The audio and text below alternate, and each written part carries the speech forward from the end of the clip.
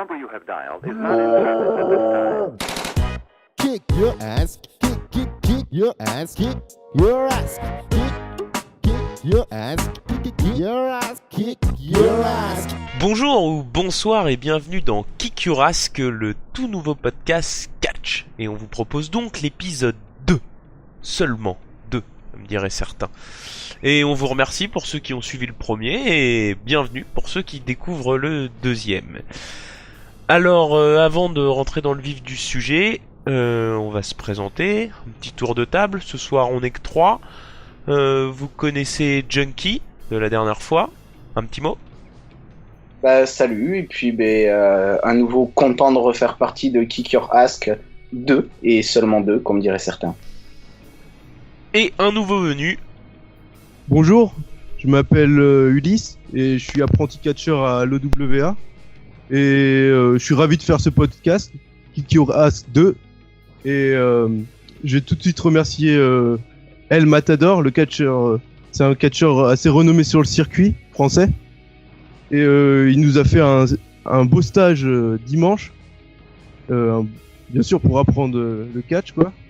Et Mata, si tu nous entends, tu seras merci et tu seras le bienvenu pour le prochain coup quoi.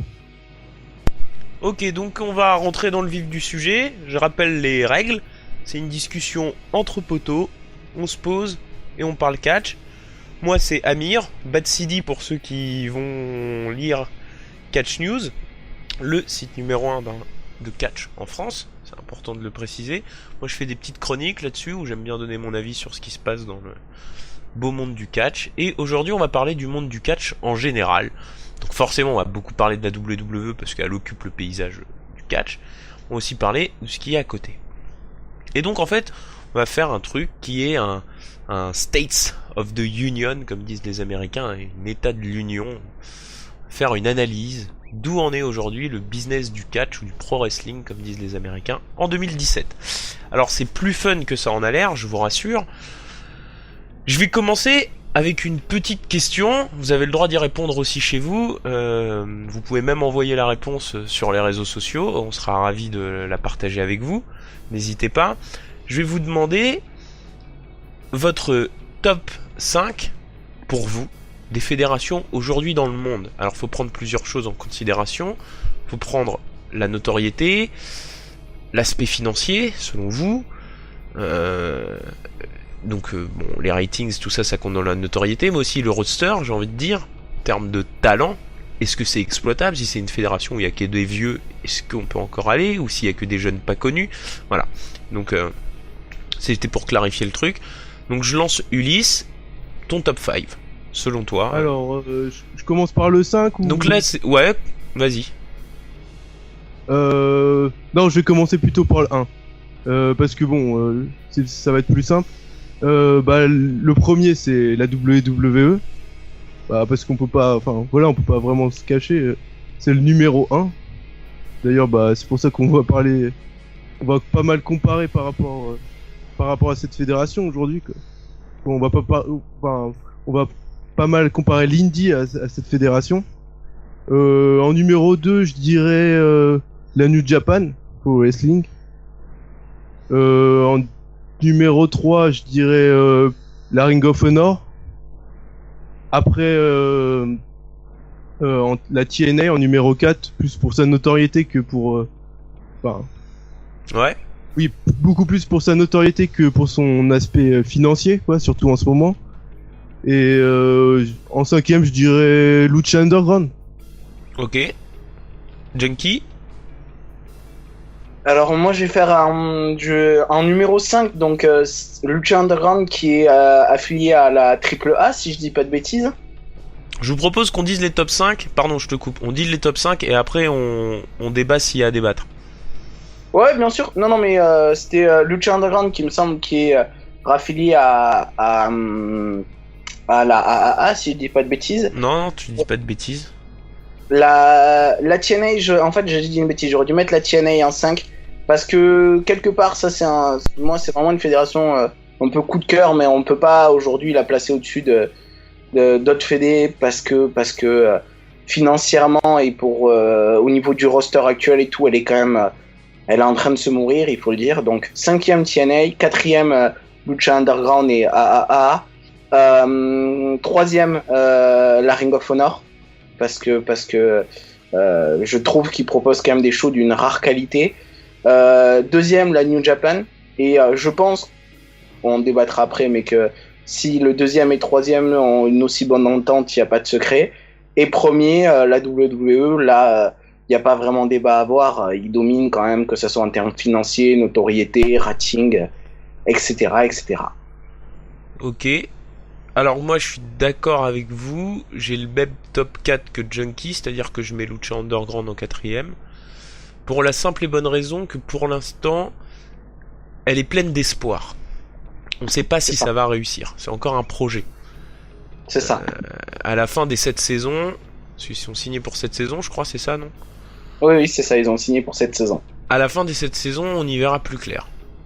Comparé à la TNA qui est plus avancée, quoi. Voilà, la TNA, c'est ce que vous avez dit, elle est en fin de vie, quoi, cette fédération. Et même si elle subsiste pour l'instant, le fait qu'ils aient rappelé Jarrett et Zeb Coulter, faut se rappeler que c'est eux qui sont responsables des débâcles de 2005, 2006, 7, 8, 9, puis après, bon, bah, ça passe à Bischoff. Bon, puis à tout ce temps, il y a Vince Russo aussi qui est super, très bon booker.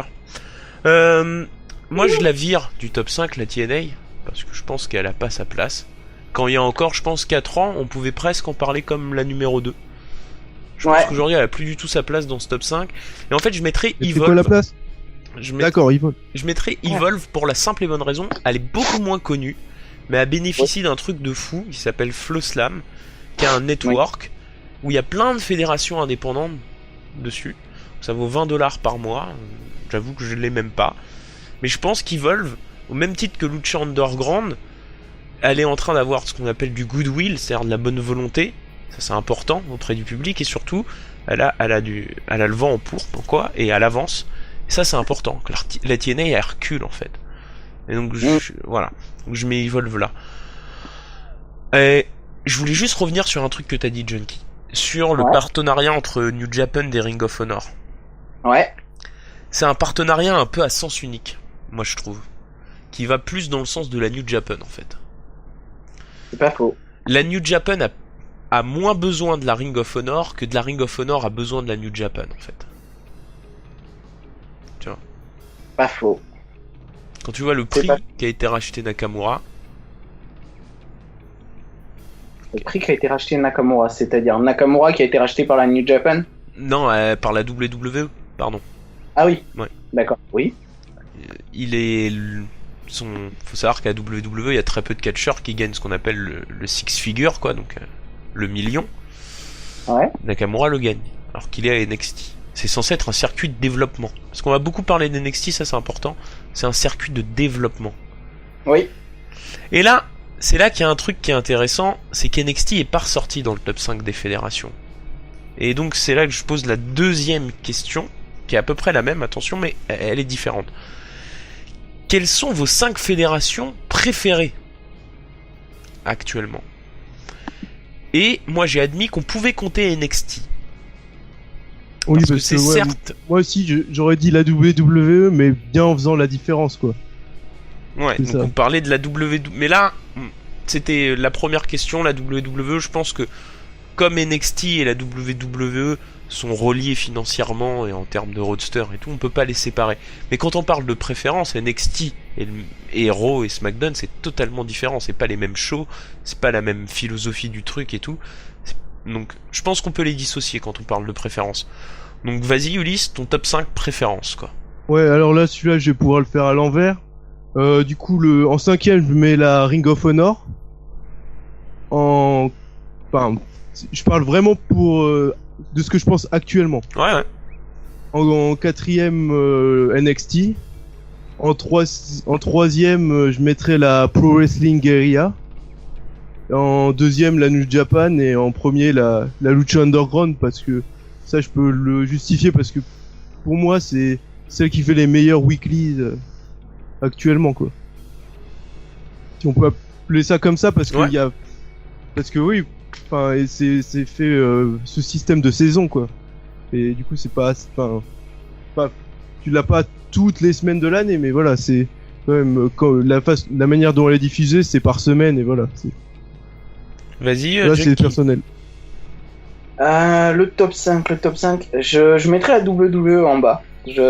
Parce qu'en fait, on a dit qu'on séparait NXT, donc on va WWE, Raw et SmackDown, quoi. Les bookings sont pas bons, et en fait, j'ai envie de zapper. Il y a même eu un gros moment, là, peut-être un peu plus l'année dernière, mais c'est encore un peu le cas, où j'ai juste envie de lire les résultats et j'ai pas envie de regarder le show, quoi. Et pour moi, ça c'est un problème, quoi. C'est vraiment voilà. Donc je la mets quand même dedans parce que j'espère toujours que ils arriveront à relancer la machine. Et il y a des moments où putain, j'ai envie de voir un show parce qu'il y a une super surprise, parce que il y a un match qui me parle plus qu'un autre. Mais voilà, le fait qu'on ait toujours les mêmes main events à Raw depuis des semaines et qu'on ait plus ou moins toujours les mêmes stories qui tournent à SmackDown, voilà. 4e, je mettrais la ROH parce qu'ils font des super shows en termes de catch. J'ai un peu du mal à accrocher à certaines stories, à certaines voilà. Je pense qu'ils ont peut-être un trop gros roster pour la taille du show, notamment avec le fait qu'ils ont des gars de la New Japan qui viennent. Et en fait, des fois, je trouve que les stories elles durent trop longtemps et que du coup elles perdent leur intérêt. Le show reste excellent. En termes de story, des fois il y a des moments où je trouve ça trop long. 3e New Japan. Pourquoi que 3e? C'est à nouveau très personnel, mais du coup je les regarde pas depuis si longtemps que ça fait 2-3 ans. Donc j'adore le produit, mais c'est comme tout, pour qu'il y ait vraiment un effet, on accroche, il faut vraiment que ça soit sur la durée, et je suis en train de vraiment accrocher dessus. Le dernier pay-per-view là, avec Omega et Okada, on est obligé d'accrocher, il n'y a pas de secret. Pour l'instant, ça me fait pas cet effet vraiment coup de cœur, comme peut me faire le second, donc Lucha Underground, où clairement les shows sont excellents, les stories sont généralement relativement bien amenées. Il y a une particularité, on en parlait la dernière fois avec Ulysse, les femmes et les hommes sont dans le même roster et se battent ensemble, et il n'y a pas ce côté qu'on peut avoir dans certaines fédés où ils sont sur le même ring mais ça reste quand même deux rosters séparés. Là, quand on voit Sexy Star du moins qui se bat contre Mundo, c'est deux personnes qui sont dans un ring et qui se mettent sur la gueule, quoi. Et ça, je trouve ça super cool.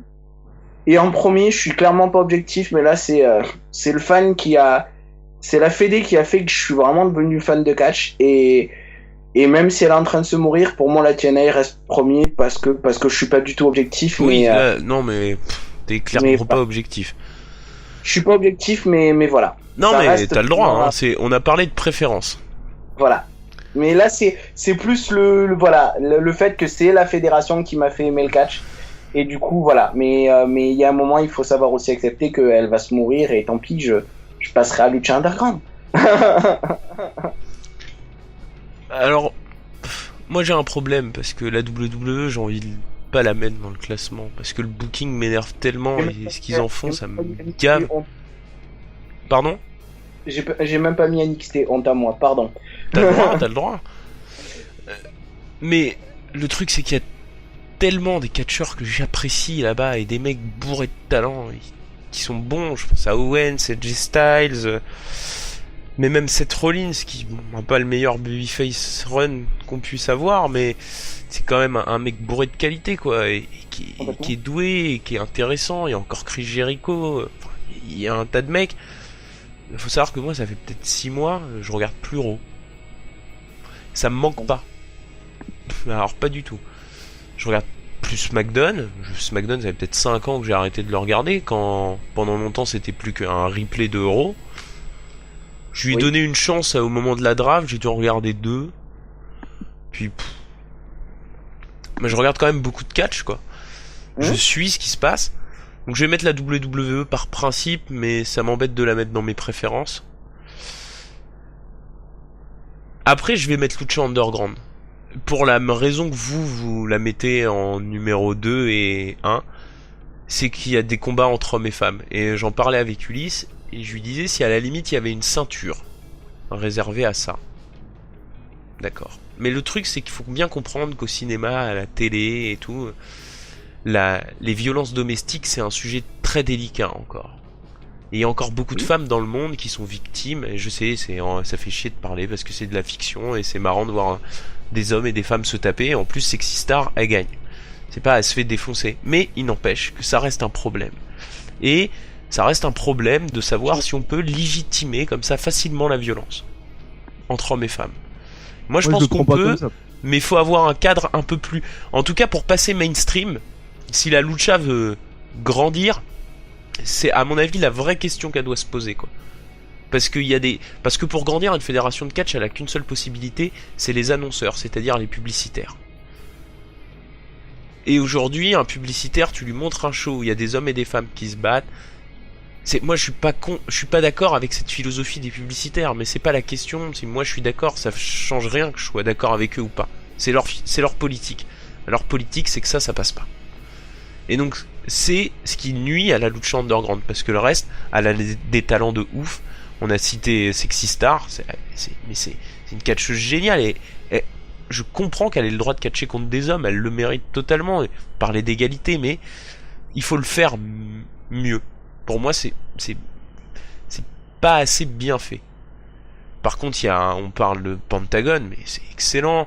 Johnny Mundo, il est magnifique, mais enfin, Son of Havoc. Aujourd'hui, montrez-moi un type qui a plus de style que Son of Havoc, peut-être Marty Scroll. Voilà. Donc Lucha, c'est pour moi un bon 4ème, mais c'est une très bonne fédération. Je lui ai tiré un peu dessus, mais c'est une bonne fédération. Mais ça me fait mal au cœur parce que objectivement, c'est ce qui lui nuit. La 3ème, je mettrais Ring of Honor, parce que j'adore les pay-per-view, mais je trouve les shows weekly, la plupart du temps, chiants comme la mort. Il faut être honnête. Parfois, il n'y a pas trop de storyline, parfois, il y a beaucoup de storyline. C'est mal rythmé ces dernières années. C'est pas ce que ça a été. Mais par contre, il y a un talent de ouf, et les pay-per-view sont géniaux, quoi. Donc, ça équilibre. En 2, je mettrais NXT. Parce que ça a été c'est parce que ça montre que la WWE peut mieux faire, en fait. Et je pense que ça me frustre aussi énormément, et c'est pour ça que je regarde moins la WWE. Et en premier, je mets la New Japan. Tu parlais de coup de cœur, Junkie. Moi, la première fois que j'ai vu un show de la New Japan, je peux le dire, j'ai pas honte, c'était il y a pas si longtemps. C'était Wrestle Kingdom 9. Donc il y a 2 ans, vous voyez. Depuis 2 ans, je suis devenu amoureux, quoi. C'est un style, mais que j'adore, quoi. Traiter le catch aussi sérieusement. Alors les shows sont longs et tout, c'est une culture différente. C'est peut-être pas ce que je regarde le plus souvent. Bon, en tout cas, personnellement, c'est ce que je préfère regarder quand je vois des matchs comme Okada contre Omega, ou Omega contre Naito, ou Okada contre Styles il y a 1 an, ou même Nakamura contre Styles. Mais pour moi, c'est là où le catch devient de l'art, quoi. Voilà. On change de question. Donc, question un peu plus précise, j'ai parlé d'Omega. Omega, tout le monde pense qu'il va peut-être arriver au Rumble. Il y a une vidéo apparemment de lui là qui dément un peu ce propos, mais la WWE aurait été intéressée après le fameux match contre Okada. Allez le voir si vous l'avez pas vu. Hein. Et les Young Bucks, moi c'est eux qui m'intéressent le plus parce que eux c'est sûr, ça fait 2 ans de suite que c'est un nom ferme quoi à la WWE. Et ça, c'est quelque chose qui n'était pas arrivé depuis longtemps. C'est la WWE, c'est le Saint Graal pour tous les catcheurs, et c'est normal, c'est la vitrine du catch, quoi, la WWE. Donc, moi, la question que j'ai à vous poser, est-ce qu'on n'assiste pas là, pour la première fois depuis longtemps, à un changement de direction dans le business, c'est-à-dire que le circuit indépendant devient une forme de concurrence. Déjà, les Young Bucks, ils arrivent à vivre de l'indie, ce qui est pas le cas de tout le monde. Du coup, je peux comprendre qu'ils aient envie de rester. Et je trouve aussi c'est la sécurité parce que je pense que dans l'indie ils seront toujours pris au sérieux, ce qui c'est pas forcément exact, mais à la WWE, il pourrait que par exemple les Young Bucks ne soient pas pris au sérieux quoi. Par exemple, parce que déjà, c'est une tag team. Et le tag team wrestling, c'est pas forcément ce qui est mis en avant, à part dans NXT, bien sûr. Mais tout simplement, quand on regarde des mecs comme Owens, des mecs qui avaient vraiment quelque chose de sérieux dans l'indie ou même à NXT, et qu'on les voit trop dans des comédie acts, je pense que je pense que ça peut en dégoûter certains. Après, c'est Ouais, moi, je suis pour la d'accord. passion peut-être. Ouais, je pense qu'ils sont, peut-être que ils font partie de catcheurs indie dégoûtés par la WWE, ou du moins pour l'instant. Voilà, quoi. Je pense que ça peut être ça le problème, quoi. En fait, je suis assez d'accord avec toi. T'évoquais Owens qui passe pour un gland à l'heure actuelle, alors que putain, c'est un des meilleurs du business.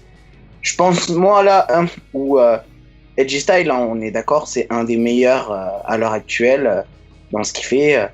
Et on est d'accord, la storyline avec Ambrose et Elbow, là, où il se fait battre 3 fois par un mec que personne connaît, qu'on fait passer pour un gland. Si ça se trouve, il est très bon sur un ring, j'en sais rien. Mais qu'on fait passer pour un gland qui sait pas catcher, le mec il perd 3 fois contre lui. Bah, je comprends que des mecs qui arrivent à vivre sur le circuit indie, qui ont une crédibilité de fou sur le circuit indie, les Young Bucks, Omega, pour prendre que ces exemples-là, ces mecs-là sur le circuit indie, ils sont considérés comme des tueurs, des gars qui gagnent. Et si on les amène à la WWE, ils n'auront pas forcément le choix de leur story, de leur booking, de leur tout ça. Ils vont être obligés de suivre ce que les scripteurs et Vince décident. Et te retrouver, certes, à la sur la plus grosse fédération du monde, c'est cool.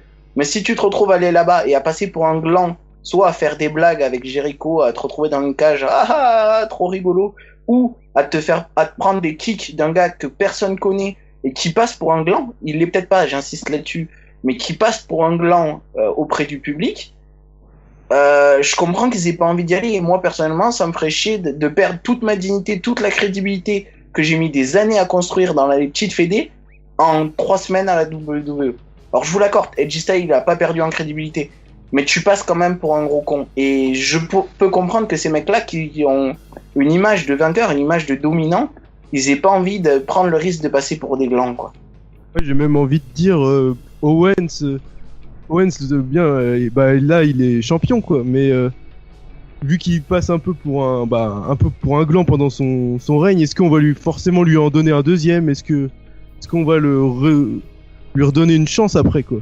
Non, mais à l'échelle des grands règnes de l'histoire du catch, le règne d'Owens il compte pas. Et personnellement, moi, je suis probablement Owens, c'est peut-être, c'est dur à dire quel est mon catcheur préféré. Je pense que pour tout le monde, on pense à un, puis après on pense à l'autre. Mais ouais, Owens, je le trouve excellent ce type. Mais son règne, il vaut pas de zub. Parce que tous les matchs finissent en intervention, parce que c'est n'importe quoi. Parce qu'il sert de second couteau dans les storylines de tout. Parce qu'il joue le heel pleurnichard, quoi. Et il le fait super bien, mais il peut faire tellement mieux, quoi. Et ils savent booker des mecs, la WWE. Ils le prouvent avec NXT. Et donc, ouais. Pour moi, les Young Bucks qui veulent pas signer, c'est exactement ce que vous dites. C'est nous, on veut notre liberté créative, quoi. Le catch, c'est de la création, quoi. Et à un moment donné, là, il y a une espèce de carcan, quoi, dans le main roster. Ce qui nous amène à cette question-là. Du coup, on a NXT d'un côté qui est le truc un peu cool, super hype et tout. Puis t'as le main roster qui est le truc un peu plan-plan, quoi, que tout le monde veut. Alors, cet été, un type écrivait un article sur NXT. Je sais plus comment c'est venu, me poser des questions. Et il me dit, alors NXT et tout. Et il traitait ça vraiment comme une fédération. Et je lui dis, attention, NXT, c'est un réseau de développement. C'est censé être quand même une école où on t'apprend mais on te produit, on te met dans les conditions, mais tu catches devant 500 personnes. Le week-end, quand ils font des house shows, c'est devant 100, 200. Et une fois tous les 4 mois, maintenant, tu fais un gros show dans une arène de la taille d'Euro, quoi. Mais la plupart des mecs en développement n'ont pas de match dans ces shows-là. Dans ces shows-là, c'est des grosses stars de l'indé qui font des matchs depuis 15 ans. Donc du coup, ma question c'est NXT et le main roster, qu'est-ce qui est plus attractif aujourd'hui à votre avis pour un catcheur? NXT. Ouais, moi je dirais NXT pour, enfin voilà, parce il va pas forcément perdre en crédibilité. Et même si on le fait passer pour un jobber un petit peu, bah peut-être que plus tard, après, on va se servir de lui quand même. Et dès qu'il arrivera au main roster, bah il se retrouvera dans les. Le problème du main roster, c'est qu'il se retrouve dans les mains de Vince et après, il a pas forcément la même. Il a pas forcément le même esprit que Triple H, quoi. Voilà, c'est ça que j'ai envie de dire. Pour moi, NXT aussi, dans le sens où c'est ce qui, j'allais dire, se rapproche le plus du circuit indie à la WWE. Ouais, je sais, c'est un peu paradoxal ce que je raconte, mais en gros, les gars, ils ont plus ou moins des gimmicks de ce qui se rapproche, du moins, de ce qu'ils avaient en indie. Ils sont pas forcément bridés comme ils pourraient l'être dans le main roster. Ils sont plus ou moins libres, j'ai bien dit plus ou moins. Mais ça ressemble un petit peu à ce qu'ils ont fait. Eric Young, il est arrivé là à NXT, il ressemble à ce qu'il était à la TNA. Roots, il est arrivé, il a à peu près le même truc. Bien que sa gimmick ait un petit peu changé. C'est pas hier, mais c'est ça, c'est la WWE a toujours fait ça, quoi. C'est une gimmick qui fonctionne, tu la changes pas, tu la gardes. Non, sauf que justement, quand ils arrivent dans le main roster, c'est pas toujours le cas, quoi. C'est pas toujours le cas. Enfin, à l'heure actuelle. Ah oui, mais je me trompe pas. Non, ça c'est vrai. Ça c'est vrai. Surtout au moment de renouveler, quoi. Alors ma question, quelle est la différence entre Tyler Breeze à NXT à WWE? À part le fait qu'il est booké différemment et que du coup il passe pour ce qu'on appelle un jobber vulgairement dans le catch. Quelle est la différence du coup pour lui, Tyler Breeze? À votre avis, qu'est-ce qui change dans sa vie quand il passe au main roster? Il voyage beaucoup plus. Ouais. Il voyage beaucoup plus. Il y a un truc qui change radicalement. Son salaire? Ah ouais. Ouais, il gagne moins dans le main roster ou plus? Bah beaucoup plus. NXT c'est un circuit de développement.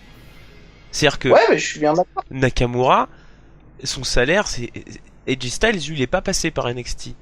Mais si Nakamura passe par NXT, c'est parce qu'il parle pas anglais. Et du coup, ça pose problème, ça, à la WWE, d'avoir une superstar qui parle pas anglais. Ouais. Alors que ça leur pose pas problème d'avoir leur top babyface d'Euro, qui est pas foutu de faire une bonne promo depuis 3 ans, alors qu'il parle anglais couramment depuis qu'il est tout petit.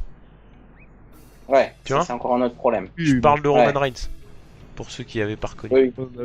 Mais c'est... tu vois, c'est cette espèce de...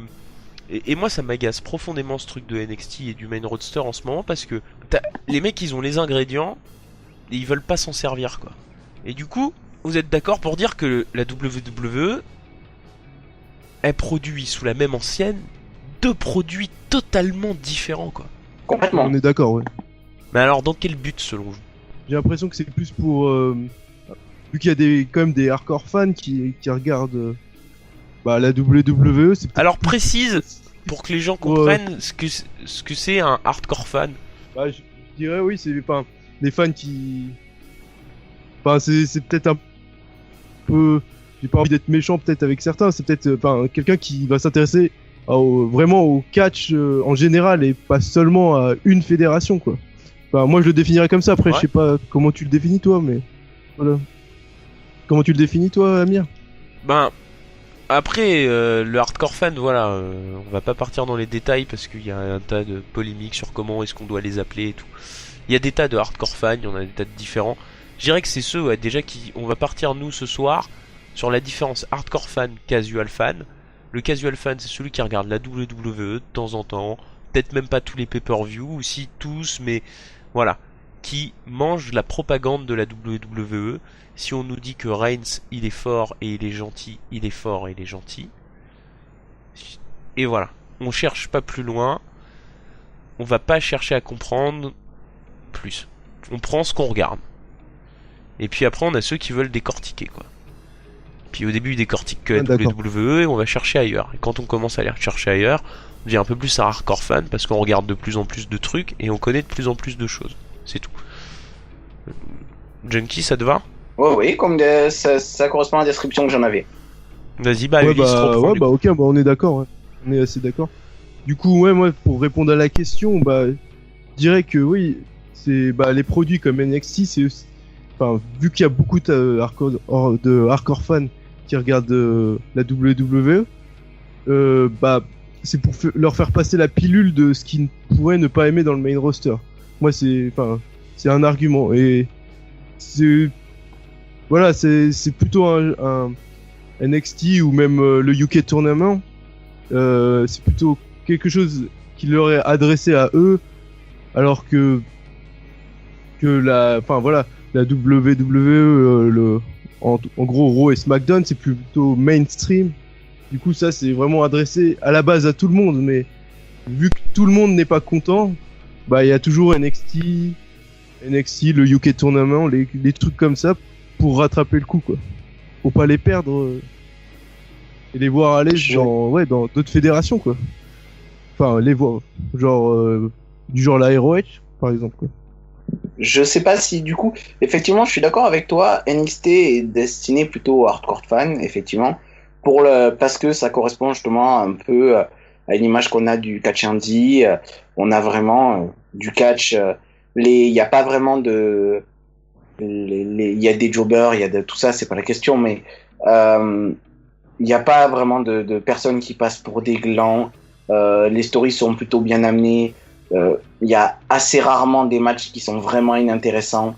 Voilà, ça correspond plus au truc du hardcore fan. Le main roster est plus destiné à un public plus large. Mais après, ça se justifie aussi. Les hardcore fans, il y en a, faut pas se mentir, mais c'est pas ce qui va te remplir une arène qui accueille Raw où t'as 40 000 places. Donc Raw, malheureusement, il faut que ça plaise aux hardcore fans, ce qui marche de moins en moins. Mais il faut aussi que ça plaise à la petite famille qui vient regarder Raw. Ah ouais, mais là, je suis pas d'accord. Alors là, je suis pas d'accord du tout. D'accord. Parce que le truc, c'est que les billets pour Raw, faut voir le prix que ça coûte. Et que c'est bien connu, parce que on se rend pas compte, nous, en France. Je pense, moi, je me rendais pas compte. Avant, plus je me suis mis à écouter, justement, je les cite toujours, mais quand t'écoutes Metzler, Keller, moi, je suis plus du côté de Wade Keller, si ça intéresse personne. Mais je le dis quand même. Du coup, il y a ce truc. Faut bien comprendre ceux qui remplissent Raw, les pay-per-view et tout. C'est les mecs qui dépensent de l'argent pour le WWE Network. Et oui, à Raw, t'as des enfants, t'as des familles, ton fils il est fan, tu lui fais plaisir et tout. Mais ça, écoute les réactions du public. Qui a la main sur le show? Les familles ou les hardcore fans à Raw? Qui boue le plus? Je veux dire, si les familles avaient le contrôle, Roman Reigns il serait acclamé. Oui, bah oui. Ah oui, bien sûr, ouais, d'après ce qu'on entend, oui, c'est sûr. Oui.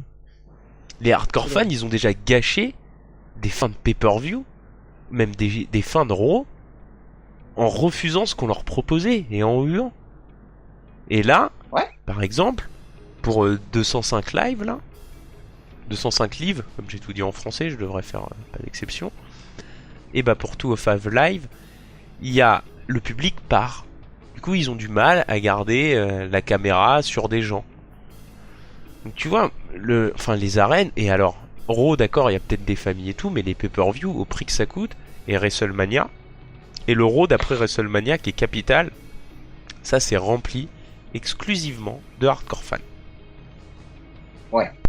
On peut même parler de la fin de Hell in a Cell où la moitié, une bonne partie du public est partie pendant le match Sasha Banks Charlotte, quoi.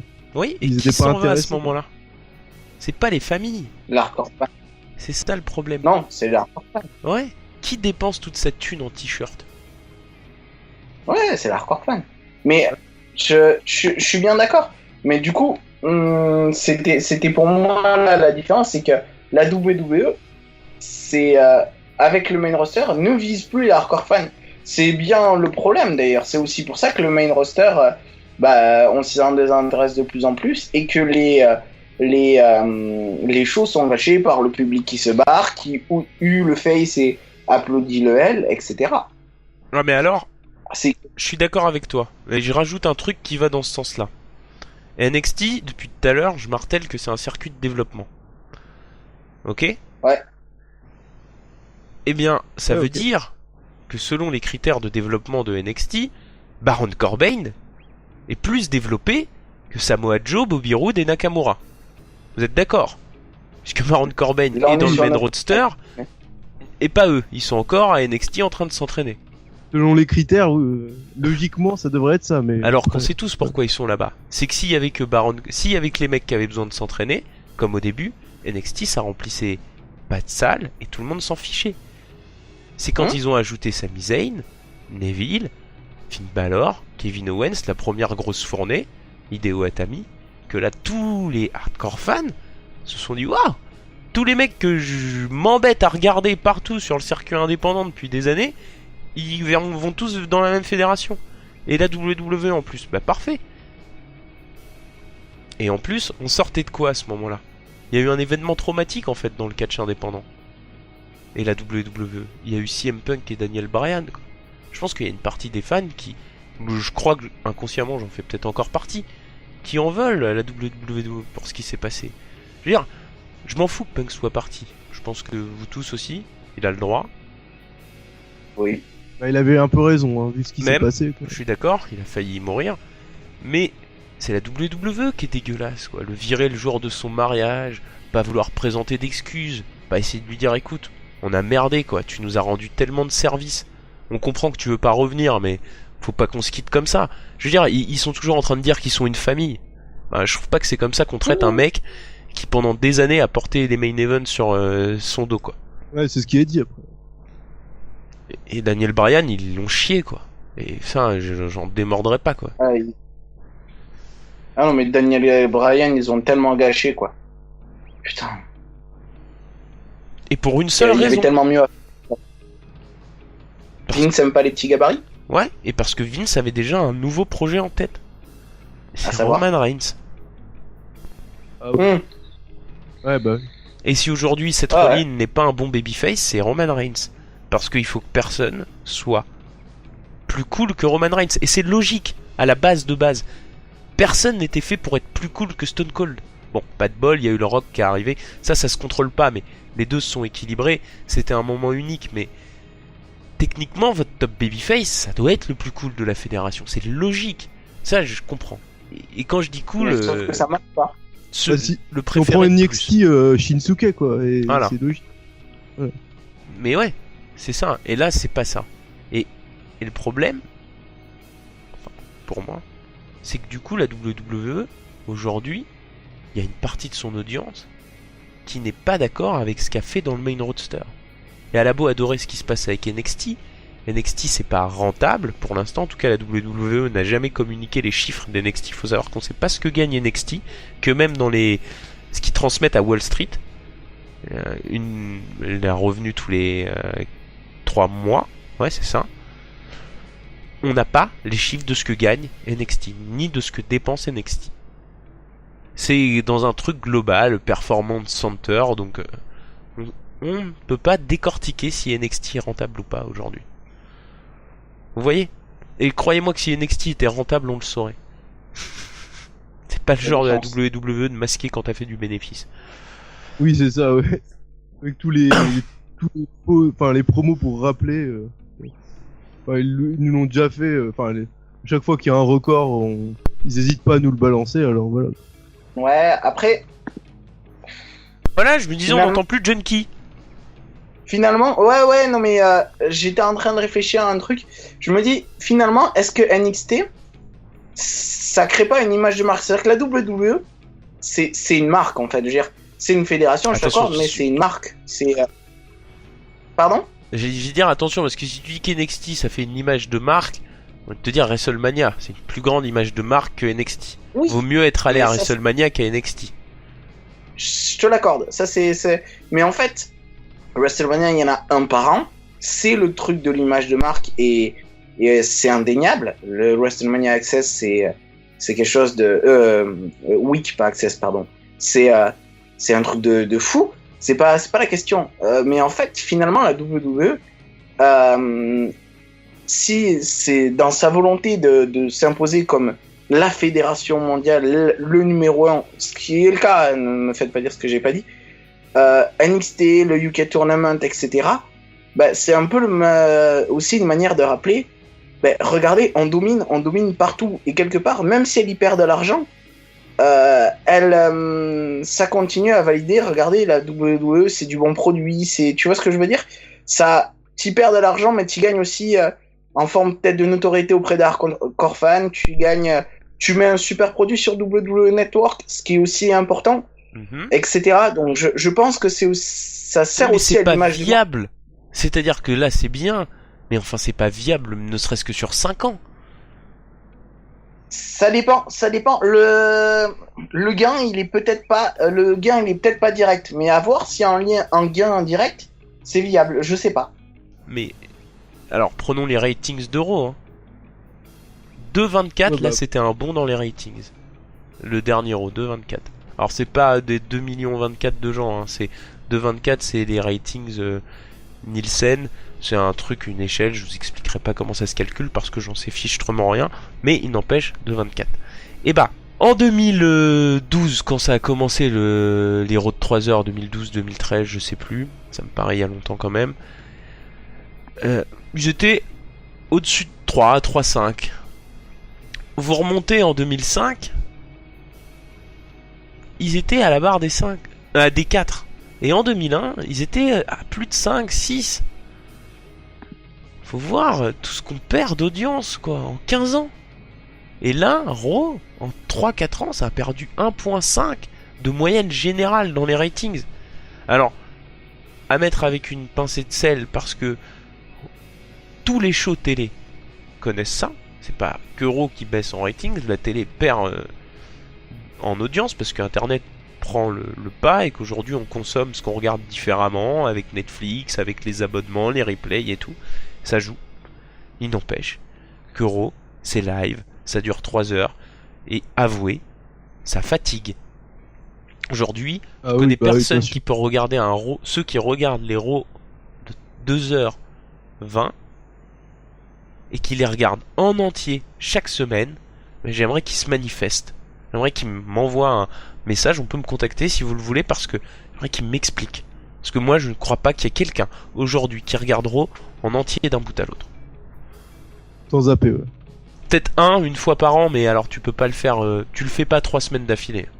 En fait, tu le vois aussi au niveau des ratings, t'en parlais. Les ratings, je suis pas vraiment un truc expert dans le domaine, mais ils sont donnés à l'heure. La première heure a eu tel taux de rating, la deuxième autant, et c'est révélateur. Ça montre bien que les gens ils sont venus par exemple la première heure ou juste pour le main event, et que personne ne se tape les 3 heures d'Euro d'un coup.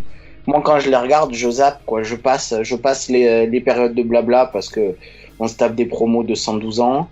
Les moments où Wayne se passe pour un con, je les zappe aussi parce que ça me gonfle éperdument, etc., etc. Donc, je pense que personne ne regarde les 3 heures d'un coup assis dans son canapé. Après, je dis sauf les Américains qui regarderont en direct. Seulement, ils sont de moins en moins. C'est ça. Tu vois? Ouais, c'est mais ça. J'avais justement envie de parler d'un truc par rapport à ça parce que sur le network, il y a un petit podcast. Ils ont sorti un petit podcast qui s'appelle Bring It on the Table. Et en fait, on voit JBL et Paul Heyman défendre tous les reproches face à un podcaster, tous les reproches que les fans font, qui sont censés être les hardcore fans. Et dedans, justement, il y a le fait que Raw dure 3 heures. Et là, et à ça, Iman et JBL, ils répondent justement, il faut garder cette 3e heure parce que leur argument c'est, elle nous fait vraiment gagner de l'argent grâce au pub, la 3e heure leur fait gagner beaucoup d'argent, même si il y a la baisse d'audience, quoi. C'est ça que je voulais apporter, comme avis, voilà. Et qu'est-ce que dit Eman si on n'est pas d'accord? Oui, dans le même podcast, si on n'est pas, il dit que si on n'est pas d'accord avec ce que fait en termes de booking la WWE, on a 2 choix, et l'un des choix c'est se barrer, ou sinon c'est STFU, du coup shut the fuck up, du coup fermer nos gueules, quoi. C'est ça, et ça sort de Iman, mais bon, on peut imaginer qu'il y a Vince derrière qui qui a dû lui donner quelques instructions. On a dû bien le payer parce que je pense pas que c'est. Enfin, Bah d'ailleurs, il le précise au début du J'aurais pas podcast. imaginé que c'était Eman, il Iman. dit qu'il est payé et bien payé pour faire ce show. Je pense Oui, qu'il voilà. fait juste que de diffuser la propagande infâme de Vince. J'ai rien contre Vince McMahon, au cas où on le pense, parce que je veux pas passer pour un mec qui déteste, parce que je déteste pas. Vince McMahon, un jour, quand son temps va venir, on le reconnaîtra pour ce qu'il était. C'était un homme qui avait du génie. Et ça a été un entrepreneur de fou. Par contre, au niveau de la créativité même de Vince McMahon, je suis pas sûr qu'on dira que c'était le plus grand génie créatif de tous les temps. Vous voyez, Vince McMahon, il a de bonnes idées, il a eu aussi parfois il a toujours su, jusqu'à une époque en tout cas, s'entourer des bonnes personnes pour faire les bons choix. Mais Vince McMahon, il a pas créé Hulk Hogan. Vous voyez, c'est un truc qu'il faut pas. Hulk Hogan, il était déjà créé. Il était dans une autre fédération, la AWA, et c'était le même personnage. Vince l'a juste racheté. Bam. Et fait la même chose qui se faisait à la WA. Parce qu'il a vu en Hulk Hogan ce qu'il voulait pour sa fédération. Et Stone Cold, c'est Stone Cold qui s'est créé lui-même. Et il le dit souvent. Il a dit un jour à Vince, il lui a dit, moi je veux pas de gimmick, moi j'ai juste un slip noir, des bottes et de la personnalité. Et voilà. Et c'était lancé. Et ça a permis à Vince de devenir l'un des... probablement le meilleur heel de tous les temps. Et c'était génial. Mais je disais que je déteste pas Vince, mais je déteste ce qu'il fait profondément aujourd'hui parce qu'il est en train de tuer. Il est en train de tuer Raw en tout cas. Et en tuant Raw, en tuant Raw, il est en train de tuer son audience. Moi j'appelle ça l'érosion de l'audience de la WWE. Ça se fait petit à petit, comme l'eau avec la roche, calmement, mais ça se fait.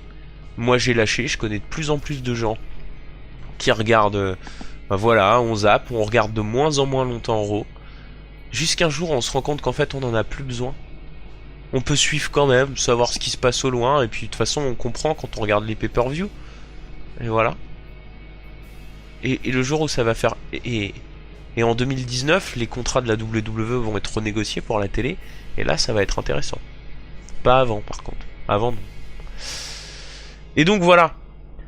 Je rebondis sur ce que dit Ulysse, pardon. J'ai un petit peu... Il n'y a pas Michel pour m'arrêter, donc du coup personne me met de carton rouge quand je parle trop. Du coup, je te blâme toi, Junkie, pour cette erreur. Ah non. Si. Attention.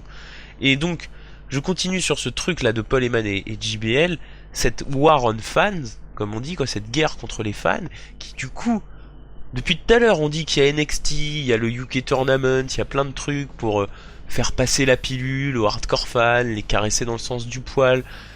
Mais d'un autre côté, on leur dit, mais fermez vos gueules. Si vous aimez Kevin Owens, si vous aimez Nakamura, Edge Styles et tout, mais fermez vos gueules. Qu'on fasse des blagues avec eux, c'est pas votre problème. Votre problème, c'est d'acheter nos t-shirts. c'est assez ouf quand même. C'est ce que dit la WWE. C'est problématique quand même quelque part que quelqu'un qui a finalement besoin des fans pour vivre leur dise je vous emmerde. Et c'est pas les seuls à le faire. Il y a plein de stars, de célébrités et tout qui ont dit ça un petit peu. Le fameux si ça te plaît pas, regarde pas, ou sinon ferme ta gueule. Des célébrités, ouais, je suis d'accord. L'individu peut le faire. Mais une compagnie, je veux dire Apple ou Samsung ou n'importe quelle autre compagnie, tu les entendras pas balancer en propagande de compagnie. Si t'aimes pas nos produits, ferme ta gueule, achète-les quand même. C'est clair. Ouais, c'est assez... Dit comme ça, oui, ça paraît évident quoi.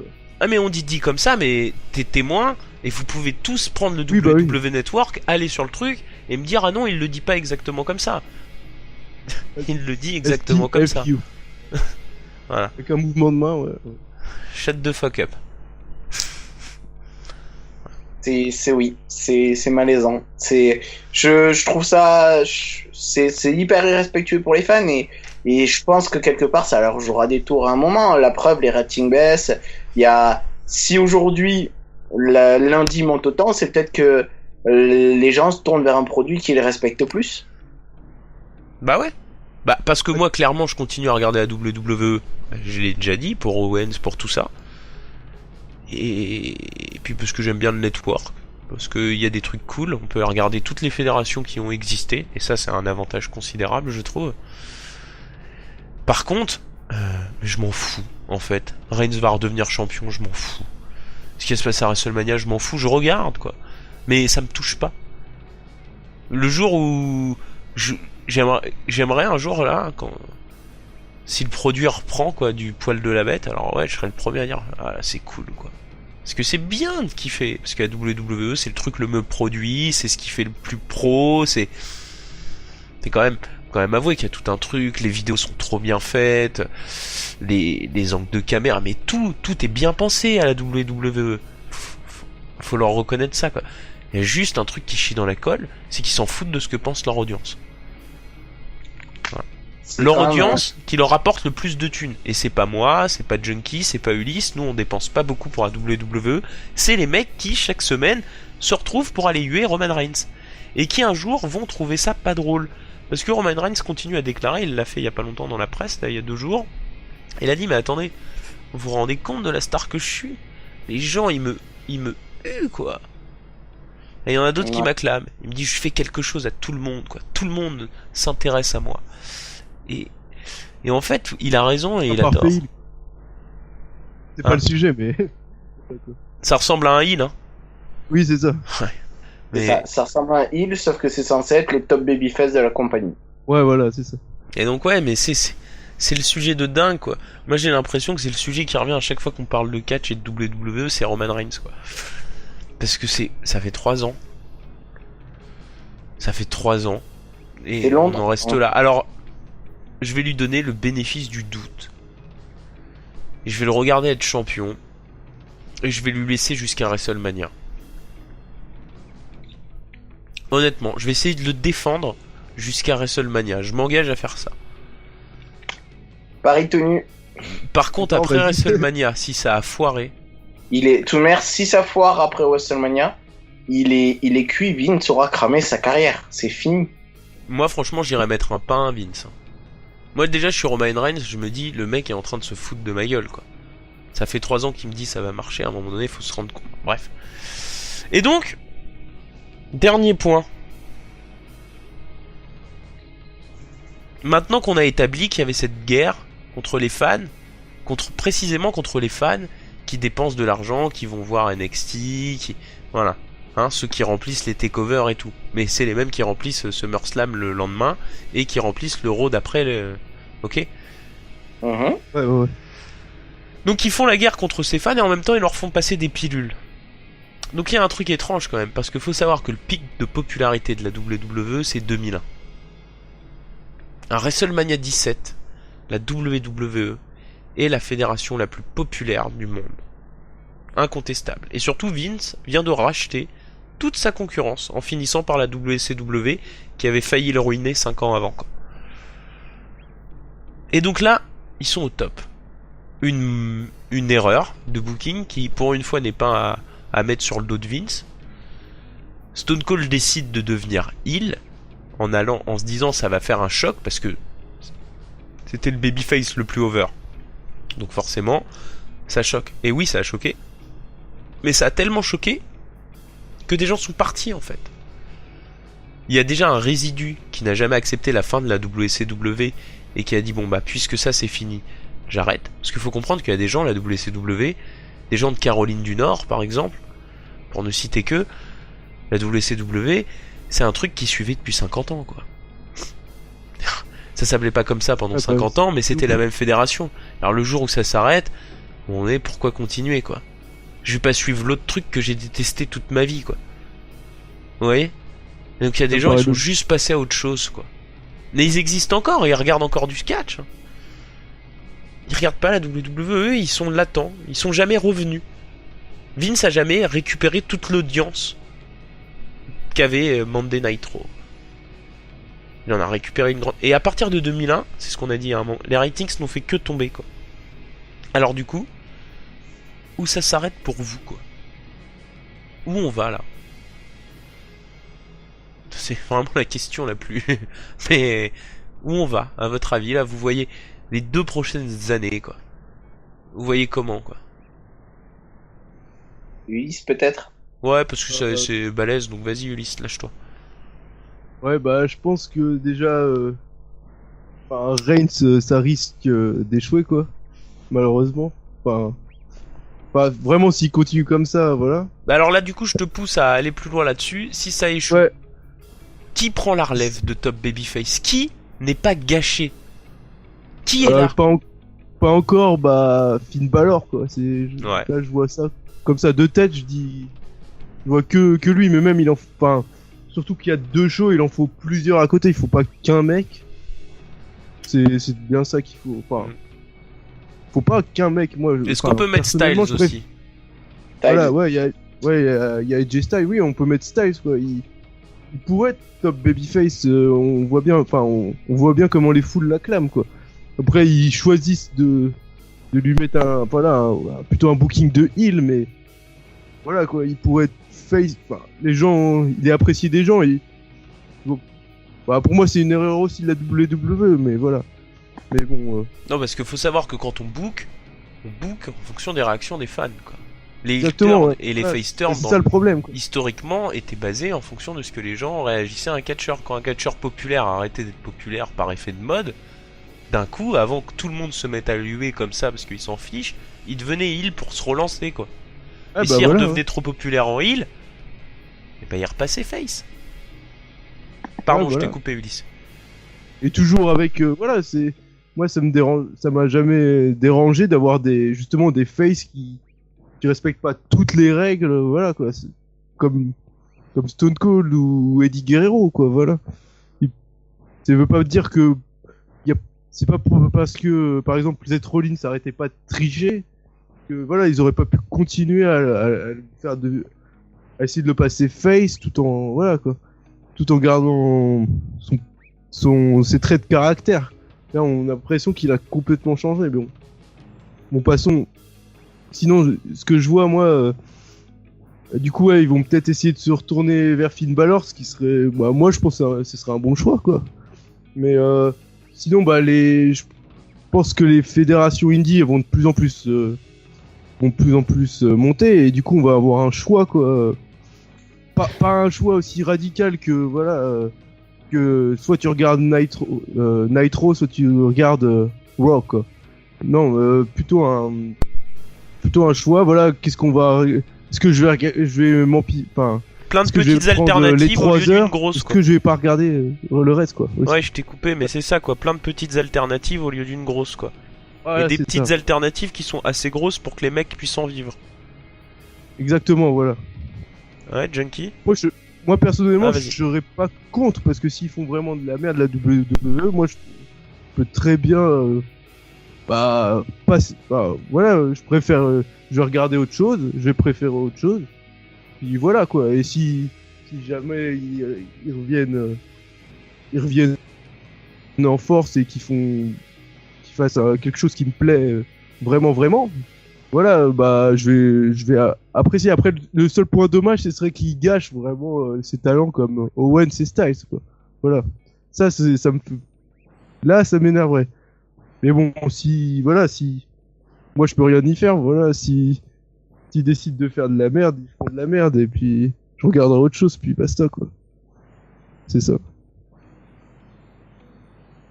Alors, pour moi, en fait, tu évoquais vers où on va. Donc, vers où on va, dans tous les cas, par rapport au public, si Vince continue de forcer des choses, c'est-à-dire qu'on ait des heels qui soient applaudis, type Styles, je pense qu'à la WWE, c'est le plus révélateur. Il est censé être heel, mais t'as les 3/4 du public qui le considère comme un face. Des faces comme Reigns qui sont hués, qui continuent de gâcher certains talents comme Owens. Je pense clairement que là, effectivement, ils foncent un peu tête dans le guidon. Donc clairement, c'est pas forcément un bon plan. Peut-être qu'il changera de plan et effectivement, qu'il s'appuiera sur des gars comme Styles, Owens, Nakamura, bien que bon, comme il parle pas anglais, ça sera peut-être plus dur. Voilà. Il a encore la possibilité, il a le roster qui lui permet, si jamais, je dis Vince, mais la WWE, ça passe pas que par lui, ils ont le roster pour pouvoir redresser la barre. Mais par rapport à ce que tu disais, effectivement, aujourd'hui, je pense que une concurrence à l'échelle du moins vraiment avoir une concurrence unique par rapport à la WWE, une sorte de contrepoids, ça me semble pas possible parce que Vince, il a du bifton et qu'il n'hésitera pas à aligner l'argent nécessaire s'il faut pour faire contrepoids et concurrence. Et clairement, la seule alternative possible, je pense, c'est des petites fédérations, effectivement, une multitude de petites alternatives. Et à la fois, quelque part, déjà, ils cherchent à les flinguer dans l'œuf. Ils récupèrent toutes les top stars des petites fédérations indies. Ils cherchent à récupérer Omega. Alors certes, c'est le parfait contre-exemple parce que lui, il veut pas venir. Il a cherché à récupérer les Young Bucks, pareil, ils veulent pas venir. Mais il a récupéré les top stars TNA. Bon, certes, elle fait plus concurrence, mais il veut récupérer Coles, O'Reilly de Larro, etc. Donc finalement, il va chercher, grâce au bif, parce que c'est aussi comme ça que ça marche, à flinguer la concurrence. Donc il y aura toujours de la petite concurrence, mais je pense qu'avec l'argent, il se démerdera toujours pour garder le monopole et être au-dessus. Toujours. Ah oui, ça je suis d'accord, mais Oui, par contre, est-ce J'ai aucun que doute là-dessus. les Young Bucks, et c'était ça quand on parlait d'eux plus haut, est-ce que les Young Bucks ne sont pas les premiers d'une nouvelle ère? C'est-à-dire, là, depuis 10 ans maintenant, même avant, ouais, depuis 2005, c'est la guéguerre entre qui va signer les meilleurs talents de la ROH. Pendant longtemps, ça a été ça, quoi. La TNA a eu un peu... La TNA a signé Punk, puis elle en a rien fait, et elle a hésité entre Bryan et Desmond Wolf, Nigel McGuinness, pardon. Et elle a pris Nigel McGuinness et la WWE a pris Bryan. Et le reste c'est de l'histoire. Mais du coup, maintenant, si des mecs comme les Young Bucks et Omega c'est moins sûr parce qu'on sait son contrat se finit l'an prochain avec la New Japan. Donc on en saura plus en janvier prochain. Non, il se finit là, en janvier 2016, non? Non. Ils l'ont signé pour 2 ans au Wrestle Kingdom 10. D'accord, ok. D'après, alors je cite, vous pouvez aller vérifier s'il dit de la merde, il s'appelle Sean Radican, c'est un expert du indie wrestling, et croyez-moi, s'il le dit, c'est que c'est vrai, il a des sources directement à la New Japan. D'accord. Ouais. Et donc, tout ça pour dire que s'il y a une nouvelle génération, alors ça va pas être tous, bien sûr que peut-être Cole va passer, mais Cole ça m'intéresse de voir s'il y va, parce qu'il est vraiment très proche des Young Bucks. Et comme ils font partie du Bullet Club, est-ce qu'ils ont pas une petite théorie derrière la tête? Alors, je sais pas, on va voir. Les prochains mois vont être intéressants là-dessus en tout cas. Mais du coup, si à l'avenir, tu vois, dans les 5 prochaines années, toute la nouvelle génération, tu vois, les Ospreay, les Skrull, tout cela quoi, tout ce qui est en train d'émerger là, les Son of Havoc, tous ceux qu'on parlait, si ceux-là ils veulent pas y aller, si ceux-là ils ont plus de contrôle, tu vois. Parce que là, la génération, là, les 5 prochaines années de catch, les 5 prochaines années de main event, avec le roadster qu'a WWE, elles sont presque assurées, quoi. Ouais, mais après, ouais. Mais c'est après le truc. Tu vois. Voilà, c'est ça que je voulais rebondir là-dessus, John, qui est presque, à mon avis, finir. Je te l'accorde, au final, est-ce qu'il n'y a pas une nouvelle génération qui est en train de se monter? Je te l'accorde, mais est-ce que des gars, parce que au final, les Young Bucks, Omega, il n'y en a pas 20 000 des mecs comme ça. Il y en a des très bons, hein, me fait pas dire ce que j'ai pas dit, mais des gars qui sont aussi ouf que ces gars-là, il y en a pas. Et au final... Bah, je t'en cite une dizaine. Bon. Ouais, non mais... franchement, voilà. Là, on a regardé hier avec Ulysse, on a regardé un show de Caroline du Nord, justement. CWF Mid-Atlantic. Les shows sont gratuits sur YouTube. Mon vieux, le show, il fait 2 matchs. Les 2 matchs, ils sont oufissimes. Les mecs font des matchs comme ça tout le temps, hein. C'est pas genre ils se dépassent. Et Trevor Lee, la top star du truc, qui est à la TNA, qui job à la TNA, Trevor Lee, il est capable de faire des matchs de plus de 115 minutes, quoi. Mais des matchs de ouf. Pas tant que ça, mais oui. Non, mais... Et puis alors, moi j'arrête pas avec Son of Havoc, mais Son of Havoc c'est une tuerie, quoi. Bah oui, bien sûr. Non mais je te l'accorde, il y en a. Mais le fait est que, au final, tu en as quelques-uns qui sont parsemés. Et c'est un petit peu là où je pense que finalement, une nouvelle génération qui se monte, ouais, mais aujourd'hui, ils sont pas assez nombreux pour vraiment c'est faire comme ça que ça se monte, mais c'est Donc, pour ça que j'ai dit les 5 prochaines années. C'est difficile Après, de dire si... si... Ils peuvent tous dire non aussi. Ils vont peut-être pas Voilà. tous dire Oui, c'est c'est ça. exactement ça. Ils vont peut-être pas, C'est ça. ils vont sûrement pas Difficile. tous dire non d'ailleurs. C'est difficile de dire sur les 5 prochaines années si tu vas avoir des noms qui vont émerger. C'est difficile. Honnêtement, mon avis, c'est que le circuit indépendant, il est en ébullition. Enfin, honnêtement, le circuit indépendant, moi, j'ai commencé à regarder la TNA en 2005. C'est la première fois que j'ai appris qu'il y avait... Enfin, je savais qu'il y avait d'autres fédérations. J'avais vu des shows de la WCW, mais j'avais pas suivi en live. Et... Ok, la TNA, j'ai vu le début de Guéguerbe, on a vu comment ça a fini. Après, j'ai découvert un peu la Ring of Honor et tout, mais même à l'époque de la Ring of Honor où il y avait Daniel Bryan, CM Punk et tout, si tu veux, il n'y avait pas cette ébullition-là de la communauté internet, quoi. Le groupe de la communauté internet était plus réduit en fait. Si tu veux, les Wrestle Kingdom à l'époque, à part les hardcore fans de hardcore fans, ceux qui suivaient les trucs de Sean Radican, quoi, par exemple, bah, à part ce genre de mecs, mais ça, je sais pas, dans le monde du catch, ils sont peut-être 12 000 ou je dirais même moins. Personne suivait, quoi. Et là, on est peut-être à 100 000, 150 000 à suivre bien plus régulièrement tout ce qui se passe autour de la WWE, quoi. Et au moins, même si tu vas pas regarder les shows, tu vas lire, t'as une idée de à quoi ressemblent les mecs et tout. Il y a 10 ans, c'était pas le cas. Hein. Je trouve que c'est une bonne chose, moi. Ouais. Donner sa chance à quelqu'un d'autre, quoi. S'il y a jamais de concurrence, le numéro 1, il pourra jamais, quoi. C'est ça aussi. Faut voir... c'est plutôt c'est une règle un peu économique. Dès qu'il y a un monopole, voilà, l'entreprise se repose sur ses lauriers, quoi. Et du coup là, c'est un peu ça, quoi. Et du coup, s'il y a un petit peu de concurrence, ça va pas leur faire de mal déjà à la WWE. Et voilà, moi je trouve ça bien de pouvoir regarder autre chose, quoi. Si ça nous plaît pas, bah Raw il me plaît pas, bah je vais aller voir un pay-per-view Pro Wrestling Guerrilla ou le CWF comme tu disais, quoi. Je trouve ça bien, moi. Après, voilà. Mais Junkie, dans le fond, on est d'accord avec toi, hein, la WWE va pas perdre son monopole. Pour moi, économiquement, ouais, je suis d'accord, ouais. tant qu'ils ont l'argent, ils flingueront la concurrence avec l'argent. Je pense que ça va passer par là. Ouais, bah oui.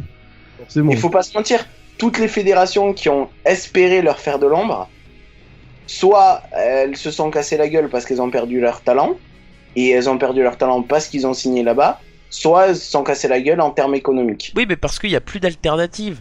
Et c'est ça le truc, c'est que avant 2000, avant le rachat de la WCW, il y avait une alternative. Mais ça, il faudra un autre podcast pour en parler, quoi. De pourquoi ça a arrêté d'être une alternative viable dès 89, la WCW, parce que ça a été racheté par une chaîne de télé, donc gérée par des producteurs de télé, et donc plus des promoteurs. Si vous voulez, les catcheurs, ils ont le respect du promoteur, de celui qui les paye. Et quand c'est une chaîne de télé qui les paye, il n'y a plus de respect, quoi, chez les catcheurs, ils s'en foutent. Et donc c'est là où Vince, maintenant c'est le grand-père de tous les catcheurs, c'est le seul vrai promoteur encore en vie, quoi. Et c'est le seul qui a payé toutes les légendes des années 80, 90 et 2000. Les autres sont plus là, quoi. Les Verne Gagné, les Jim Crockett, il est encore là, mais il parle plus, quoi. C'est fini une fois que... Jim Crockett, c'est celui qui avait avant la WCW, avant que ça s'appelle comme ça. Donc si vous voulez, Vince c'est le dernier vrai promoteur en vie et qui a dû... Il a même employé le petit Paul Heyman à sa botte, quoi, comme ça. C'est fini, quoi. Il est le seul au-dessus, quoi. Il n'y a plus de promoteur. Et je pense que c'est peut-être ça qui manque au business aujourd'hui. Un mec qui prenne les trucs, qui disent, on va peut-être pas faire une compétition directe à Vince, parce qu'on peut pas, faut être honnête. Par contre, on peut recréer une alliance, quoi, comme il y a eu avant. Avant même qu'il y ait une compétition, les territoires faisaient des alliances. Et donc créer une espèce de grosse mini-fédération, quoi, qui regrouperait tout. Et là, ça serait dangereux. Il les battrait pas financièrement, mais artistiquement il les battrait. Et ça, parfois, ça renverse très vite la balance. Parce que, en 1997, quand Raw était au bord du gouffre, en train de couler, et que Nitro gagnait des millions, c'est artistiquement que Vince il a renversé la balance. C'est en changeant de philosophie artistique. C'est pas à coup de millions. Il s'est servi des mecs qu'il avait, qui valaient moins cher que ceux de la WCW, parce que les Stone Cold, les Mick Foley, les The Rock, les Triple H, personne croyait en eux à l'époque. Enfin si, il y avait des mecs, mais les Eric Bischoff et tout, il les avait jetés, quoi. Il a misé sur ce qu'on disait les seconds couteaux, même si en 90 Paul Heyman avait dans une interview qu'on peut retrouver, confiée à Wade Keller, on reparle de lui, on l'a cité beaucoup de fois. Il avait confié que pour lui, la superstar qui emmènerait le catch dans les années 2000 était Stone Cold Steve Austin, 90. Pour vous dire que les mecs avaient déjà vu en Stone Cold le talent qu'il avait. Mais il a fallu attendre 97-98 pour que ça perce, quoi. Donc, c'est pour ça, quand tu dis une nouvelle génération qui émerge, dis-toi qu'en 90, et on aurait... Moi, je l'avoue, j'aurais probablement fait partie des mecs qui se seraient peut-être pas rendu compte du talent de Stone Cold, tu vois. Et donc, on sait pas en fait ce qui nous attend. Et je pense que même si on est déçu, si vous êtes un peu déçu du business, déjà faut pas la fermer. Faut le dire, quand ça vous plaît pas la WWE, ça sert à rien de leur envoyer des tweets. Ils s'en foutent. Mais on a le droit de se plaindre, c'est encore un droit qu'on a dans ce monde. Et surtout, il faut aider les autres fédérations. Plutôt que d'acheter un t-shirt de la WWE, allez sur Pro Wrestling Tees et acheter des t-shirts du circuit indépendant. Young Bucks, Voilà. Commandez un show de temps en temps de la Ring of Honor ou de je sais pas, pour ce que ça coûte. Si vous taffez franchement et que vous aimez le catch, vous prenez pour 6 balles par mois le network de la New Japan. Des trucs comme ça, des trucs qui coûtent pas beaucoup, mais vous investissez ailleurs. Ce qu'on appelle la part du colibri. Voilà. Moi, je veux dire un truc. Imaginez juste si là il y avait un network un peu comme le WWE, mais avec la ROH, la New Japan et la CMLL. Qu'est-ce que ça ferait, quoi? C'est. Enfin, alors moi, je pense que je l'achèterais direct, mais voilà, je sais qu'elles sont pas encore assez rapprochées pour, mais voilà, moi je pense à un truc comme ça changerait. Enfin, voilà, ça changerait ça pèserait dans la balance, quoi. Ouais. Et ben, on se quitte là-dessus. En conclusion, merci de nous avoir écoutés. C'est plein d'optimisme au final comme conversation. Je pense que je suis assez content des 5 dernières minutes. Il y a plein de bonnes choses. La WWE, c'est un peu notre cœur à tous parce que c'est la première qu'on a regardée et on s'en souviendra tous, quoi. Donc on a envie qu'elle réussisse, et un peu de compétition ça fait pas de mal, je crois, dans la vie. Et donc voilà, c'est ça qu'on avait envie de dire ce soir. On avait envie de vous remercier. C'est que le deuxième, il y a encore des erreurs, des à peu près. On tend à s'améliorer. On est ouvert à vos critiques, à vos propositions, comme je vous le disais au début. On remercie ceux qui ont écouté avec nous cette conversation. On espère que vous avez apprécié, que ça vous a ouvert un peu, ou dit tiens, moi aussi je suis d'accord avec ça, ou putain, je suis pas d'accord avec ça, il a tort lui. Mais au moins ça ouvre des discussions, ça ouvre à penser, et c'est toujours bien quand on aime quelque chose de réfléchir à comment ça pourrait être mieux, et pas de s'en contenter. Merci, je vous dis à la prochaine, et jusqu'à là, sortez couverts.